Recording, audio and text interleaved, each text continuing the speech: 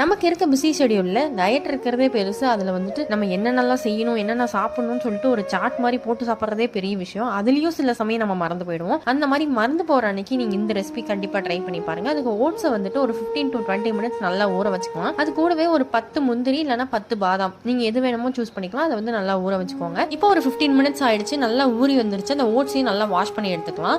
இப்போ இது கூடவே ஒரு மிக்ஸி ஜாரில் கொஞ்சமாக தண்ணி விட்டுட்டு 1 ஸ்பூன் அளவுக்கு கொக்கோ பவுடர், 1 ஸ்பூன் அளவுக்கு சியா சீட்ஸ், 1 ஸ்பூன் அளவுக்கு ஃபிளாக்ஸ் சீட்ஸ், இது எல்லாத்தையும் ஆட் பண்ணிட்டு நீங்க எடுத்து வச்சிருக்கீங்கல்ல ஊற வச்சு முந்திரி இல்லைனா பாதாம், இதையும் நீங்க ஆட் பண்ணிக்கோங்க.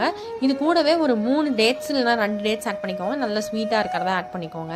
கூடயே வந்து நான் வீட்டில் செஞ்ச பீனட் பட்டர் வச்சிருக்கேன். இதை வந்து நான் ஆட் பண்ணிக்கிறேன் 1 ஸ்பூன் அளவுக்கு, இல்லைனா 1.5 ஸ்பூன் அளவு. அது கூடவே ஊற வச்ச நம்ம ஓட்ஸையும் ஆட் பண்ணிட்டு இந்த மாதிரி நல்லா பழுத்த வாழைப்பழமா நான் 1 போட்டிருக்கேன். நான் வந்து நேந்திரம் பழம் போட்டிருக்கேன். நீங்க உங்ககிட்ட எது இருக்கோ அதை ஆட் பண்ணிக்கோங்க. அவ்வளவுதான். மிக்ஸி ஜாரில் போட்டு நல்லா அடிச்சு எடுத்தீங்கன்னா ஸ்மூதி வந்து சூப்பரா ரெடி ஆயிடும். கண்டிப்பா ட்ரை பண்ணி பாருங்க. செம ஃபில்லிங்கா